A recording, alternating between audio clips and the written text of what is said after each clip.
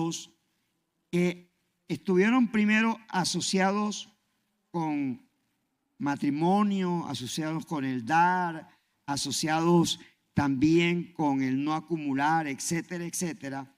Pero en el 7 hay unos asuntos que tienen que ver con mi relación con el prójimo. Y aquí hay una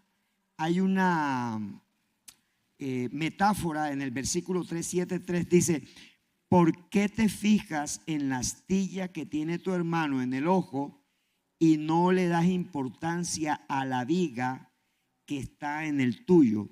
¿Cómo puedes decirle a tu hermano, déjame sacarte la astilla del ojo, cuando ahí tienes una viga en el tuyo? Y mira cómo le dice en el 5: hipócrita, saca primero la viga de tu propio ojo y entonces verás con claridad para sacar la astilla del ojo de tu hermano.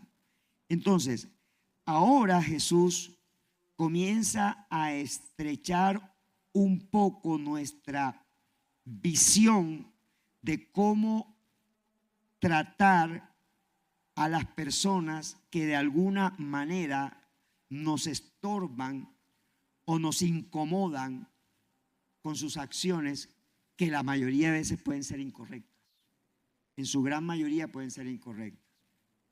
O sea, para los fariseos y escribas, cuando alguien era sorprendido en pecado, para ellos todo significaba ¿qué cosa? Apedrearlos, muerte, porque la ley de Moisés así lo decía. Entonces Jesús ahora comienza a decir: ok, vamos a hacer una cosa.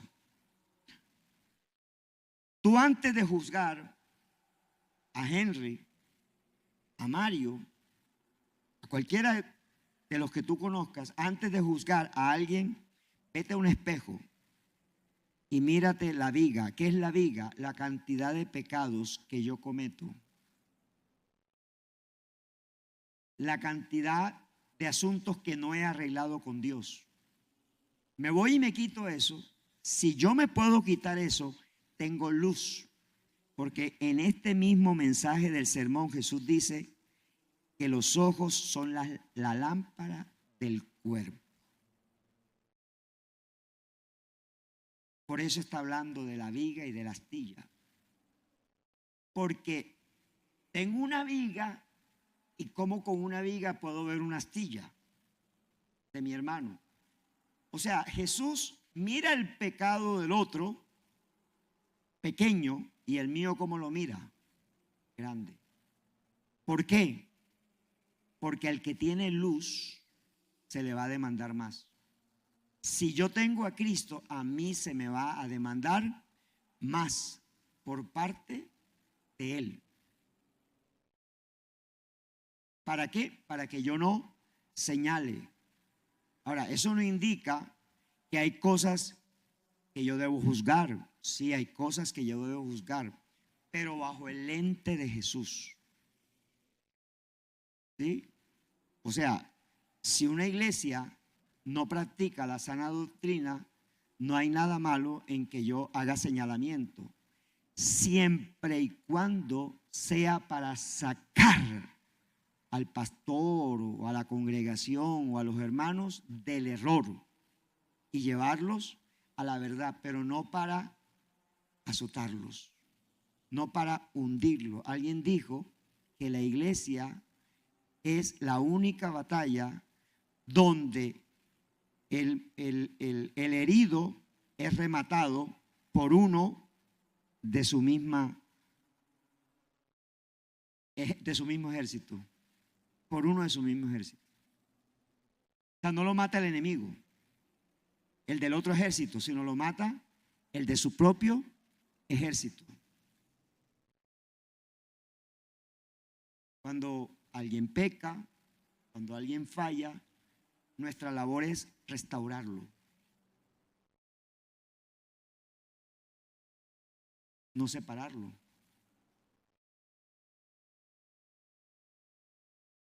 Y en eso todos nos hemos equivocado, comenzando por mí. Pero para eso es la palabra. para que nosotros vayamos haciendo los correctivos pertinentes. Porque todos tenemos, ¿sí? En pocas palabras, el dicho dice que el que tiene una casa de vidrio, que no le tire piedra al vecino. Porque la casa es de vidrio, ¿sí? Y eso tiene que ver con nosotros. Luego, todo lo que tiene que ver con pedir tiene que ver con esto. O sea, tiene que ver con que la manera como yo trate a las demás personas es lo que voy a terminar recibiendo de otras personas. Pero pasemos al 13, porque aquí viene otra palabra que va cerrando. Versículo 13 del capítulo 7. Dice allí, entren por la puerta estrecha, porque es ancha la puerta y espacioso el camino que conduce a la destrucción, y muchos entran por ella. Pero estrecha es la puerta y angosto el camino que conduce a la vida, y son pocos los que la encuentran. ¿Para quién es esta recomendación? ¿Para quién es este mandato? Para nosotros, diga, para mí. ¿Cierto? Él no le está diciendo a los fariseos, entren por la puerta estrecha, ni caminen por el camino angosto. Nos está diciendo a nosotros. En otras palabras, mire que él comienza con juzgar a los demás. Pero ahora ese juzgar tiene que ver, ok, tú vas a juzgar a Vilma, tú vas a juzgar a Edwin, listo. Entonces primero entra por la puerta estrecha. O sea, en otras palabras, incomódate tú primero, examínate tú primero. ¿Sí? Rinde cuentas. La vida cristiana es una vida de rendición de cuentas, pero nos cuesta trabajo. Nos cuesta dificultad, porque nuestro corazón lleno de ego le gusta los elogios, las alabanzas, pero no las que cantamos en la iglesia, ¿no? Sino las alabanzas. Ah, qué bien lo hiciste, qué bueno. Pero ¿qué no nos gusta? El señalamiento, el comentario, el me toca decirte la otra parte que no te gusta, ¿sí? Y la cara parece que le estuviera dando tortícolis, ¿no? A la cara, no, tortícolis no, eso que, parálisis facial, ¿no? Se comienza a torcer. Cuando usted va a confrontar a alguien, lo está confrontando, la cara del confrontado cambia, ¿sí? Y cuando lo va a lavar, eso sale de la oficina del pastor o del líder, ¿cierto? Y vaya hasta compra ahí en cosechas, 2 cosechas y se la trae el líder o se la trae el pastor, sí. Pero donde la puerta de vidrio pudiera sonar, eso mejor dicho, sonaría y se partiría toda. Cuando es lo contrario, cuando es la confrontación. Entonces nosotros necesitamos tener una puerta estrecha. ¿Cuál es esa puerta estrecha? El examen que debemos pasar por el Espíritu Santo. O sea, el Espíritu Santo es el que nos va a nosotros a examinar. Ok, Marquitos, vas a confrontar a Harry, listo, ok, bien. Frente a lo que tú vas a confrontar a Harry, ¿cómo estás tú a cuentas conmigo? ¿Aló? ¿Usted alguna vez ha visto al espejo decir que se ve bien? Ay, ¿cómo me veo bien vestido? Dice el espejo. No. ¿Quién dice así? Uno. ¿Sí? Uno es el que se dice así. El espejo solamente que refleja la imagen. Pero el espejo no va a decir nada. ¿Sí?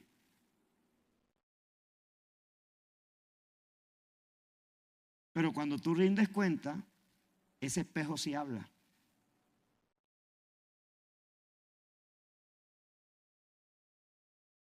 Cuando tú quieres saber si tú tienes un pecado y no te lo ves, dile a alguien cercano a ti, pero que no sea.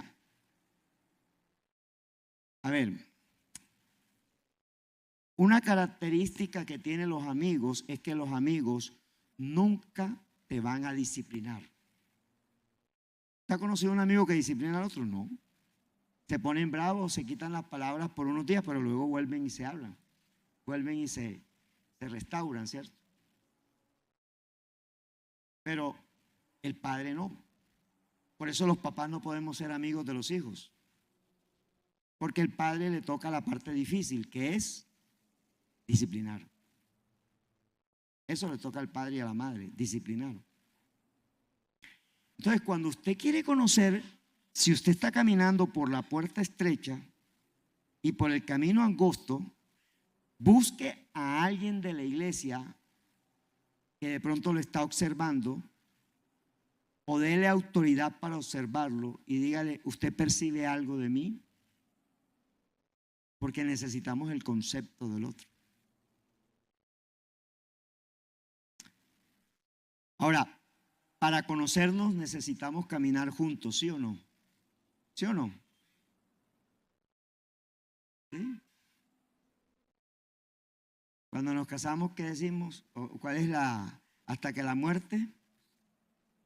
Y a veces no se necesita que hasta la muerte lo separe, no, lo separa es que no sabe, que tira la toalla, la deja tirar en el piso todos los días en el baño, los calzoncillos ahí tirados, por ahí regados.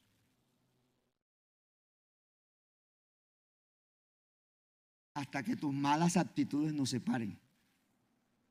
A veces es eso. O tus gritos, o tus palabras obscenas. Entonces, andar dos juntos es importante, siempre y cuando sea un acuerdo en sinceridad.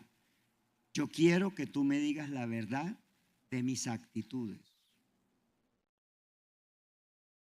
Por ejemplo, cuando alguien mete una conversación, me voy con Robin y le digo, Robin, imagínate, ¿cómo te parece la manera como fulanita o fulanito de tal hizo ta? Y él me va a decir, Marcos, sí, yo había pensado lo mismo. Ahora, si él es mi puerta estrecha y mi camino angosto, ¿qué debe hacer? ¿Qué debe hacer? ¿Pero qué debe hacer? ¿Ah? ¿Pero qué me debe decir? Sí, pero antes de eso, ¿qué me debe decir? ¿Qué? Sí, está bien. Todo eso es válido. Pero no sería que lo primero que me debe decir es, Marcos, ¿no te das cuenta que estás pecando?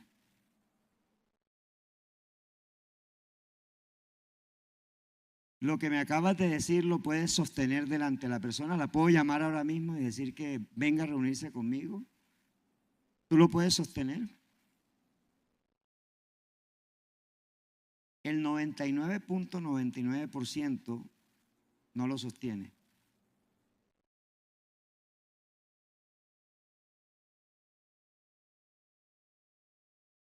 Entonces, cuando alguien hace eso, esa persona es la puerta estrecha. Y nosotros necesitamos puertas estrechas y caminos angostos. Esa persona es la puerta estrecha. Porque cuando alguien peca y dice, no, es que ya yo le confesé el pecado a Dios, y alguien más lo sabe, no, ya yo se lo confesé a Dios. O sea, no tienes una puerta estrecha, no tienes un camino angosto.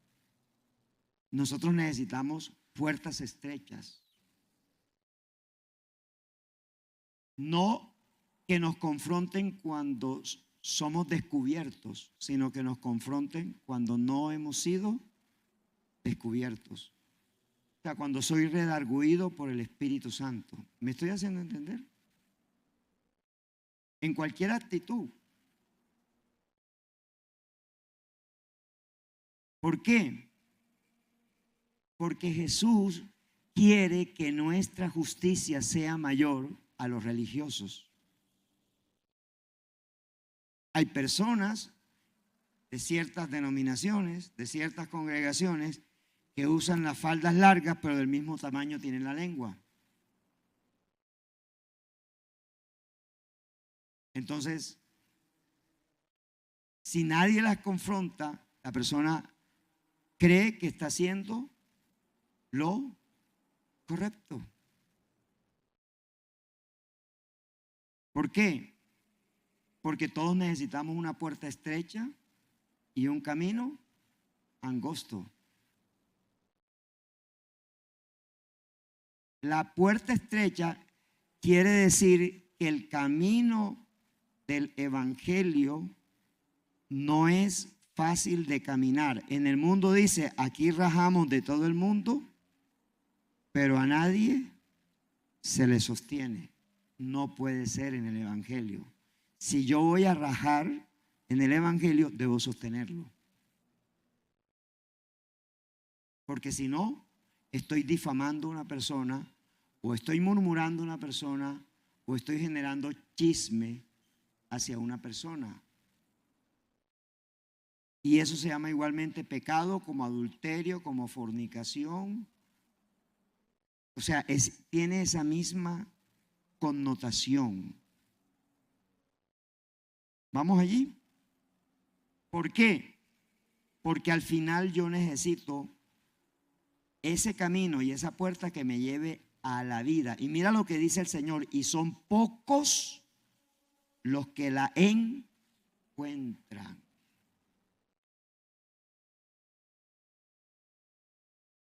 Si usted está en una conversación de esa y usted no frena a las personas,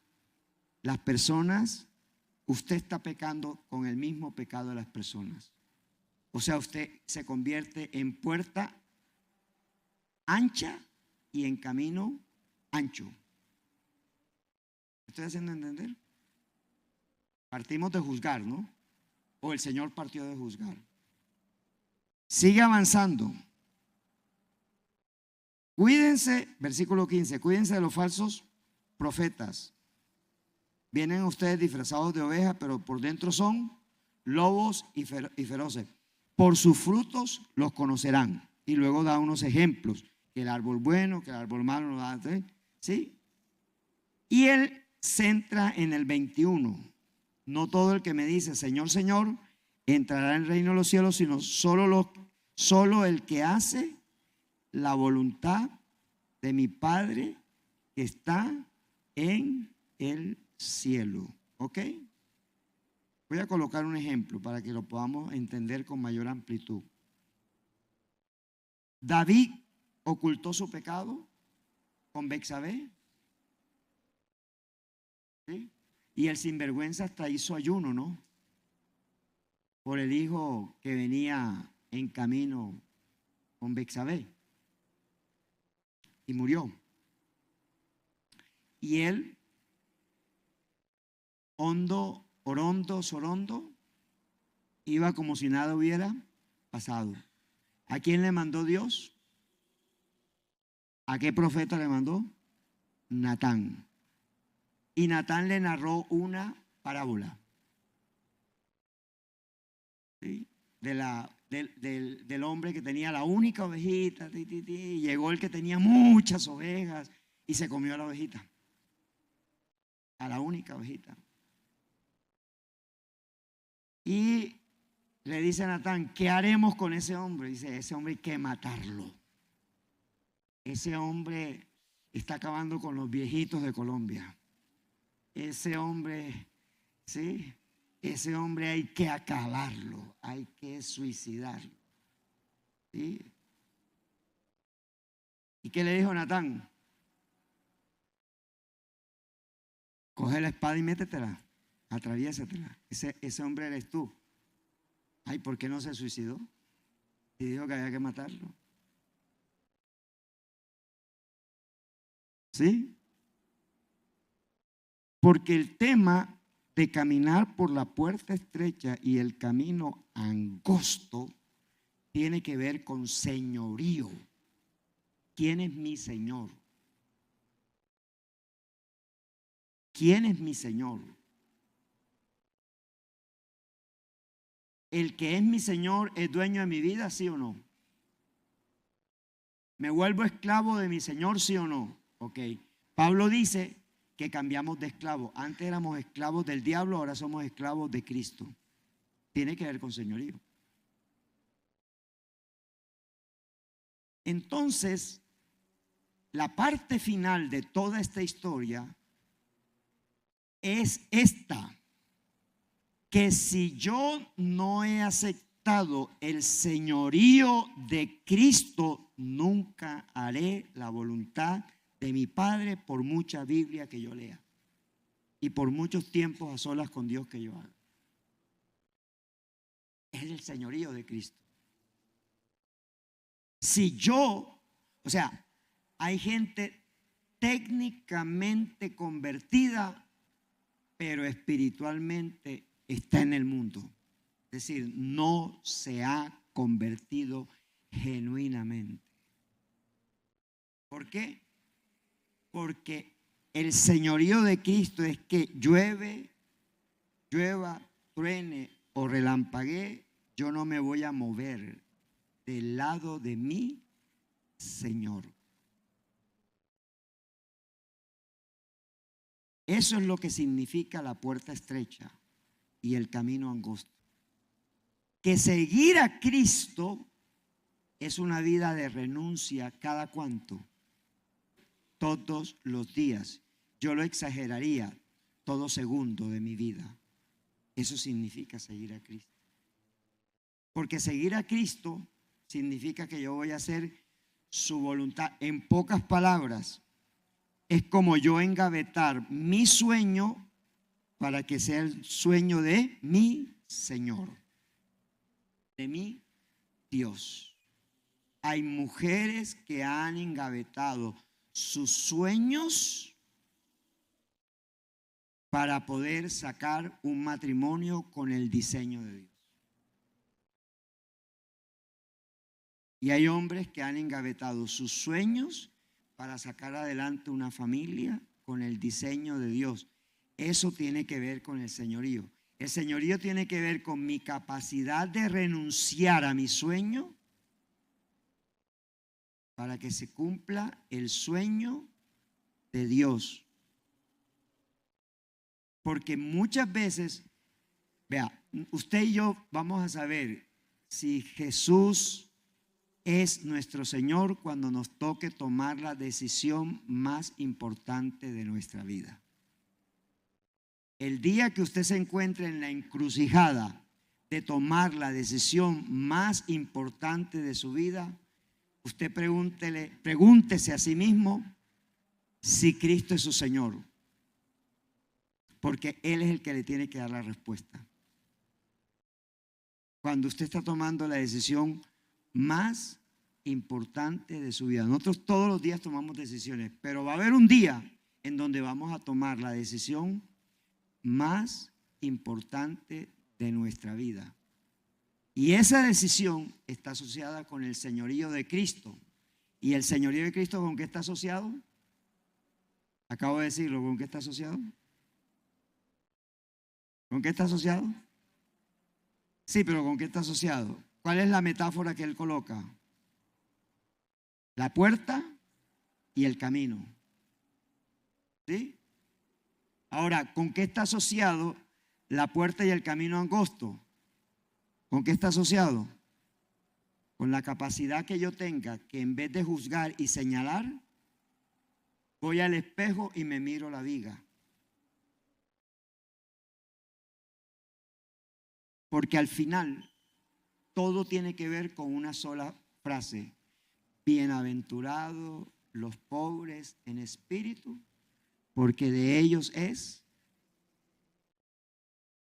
Aquí la podremos pasar en la tierra bacanísimo, muy bien, pero esta no es la parte final nuestra. La parte final nuestra es el reino, es la eternidad. Entonces ahí sí, él lo dice más adelante, pero mira lo que dice: no todo el que me dice Señor, Señor entrará en el reino de los cielos, sino solo el que hace la voluntad de mi Padre que está en el cielo. Ahora, mire, muchos me dirán en aquel día, Señor, Señor, ¿no profetizamos en tu nombre y en tu nombre expulsamos demonios e hicimos muchos milagros? Entonces les diré claramente, jamás los conocí, aléjense de mí, hacedores de maldad. En otras palabras, el hombre que construye su casa, que es su vida, sobre la roca, es aquel que es capaz de hacer la voluntad de nuestro Padre por encima de la suya propia. Engaveta sus sueños para poner encima de sus sueños el sueño de Dios. Engaveta sus necesidades para poner por encima las necesidades del Padre. Engaveta la crítica, el señalamiento, el juzgamiento para él revisarse primero y dejarse examinar primero. Engaveta su codicia para dejar que sea únicamente un solo Dios el que lo domine y no dos señores. Engaveta todo lo que signifique, como lo dice el capítulo 6, todo lo que signifique el dar, la oración, el ayuno, los tesoros en los cielos, todo eso lo engaveta para poner el reino por encima, porque dice, mas buscad primeramente el reino de Dios y su justicia, y todas las demás cosas serán añadidas. En otras palabras, el hombre prudente depende de Dios. Punto. El imprudente depende de sí mismo, y las decisiones van a estar basadas en sí mismo. Entonces, la invitación de Jesús es esta: seamos prudentes, edifiquemos sobre la roca, edifiquemos sobre sus palabras, edifiquemos sobre sus demandas, sobre sus mandatos. Y eso requiere saberlo escuchar constantemente. Amén. Pongámonos en pie y oremos.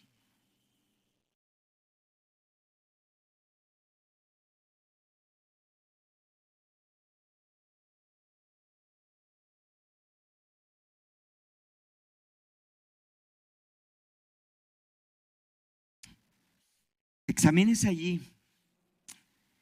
Yo le invitaría a que usted le pidiera en este momento al Espíritu Santo un nombre de una persona de esta iglesia que usted no tenga tanta amistad y tanto acercamiento. Y le diga, Señor, ese rostro que tú me presentes, ese nombre que tú me presentes, va a ser mi puerta estrecha y mi camino angosto. Es la persona que le voy a invitar a que me revise, a rendirle cuentas, a que me examine. Quizás no es perfecto ni perfecta. Quizás tiene muchas luchas, pero la Biblia no me pide que al que tiene luchas no le rinda cuentas, sino que yo rinda cuentas. Porque es la persona que el Espíritu Santo está colocando en mí. Señor, yo te pido, Señor, que tú me permitas tener el valor de acercarme a esa persona e invitarla a que sea mi examinador o mi examinadora, pero que me diga la verdad. Señor, porque el final de todo este mensaje es que la gente te miraba como el que tenía autoridad y no como los escribas y fariseos. Y tú quieres que nosotros, Señor, seamos como tú, que tengamos autoridad como tú, la autoridad tuya delegada a nosotros. Y de esta manera, Señor, vamos a ser examinados. Y de esta manera vamos a ser confrontados. Muchísimas gracias, oh Dios, en el nombre de Jesús. Amén y amén. Denle un fuerte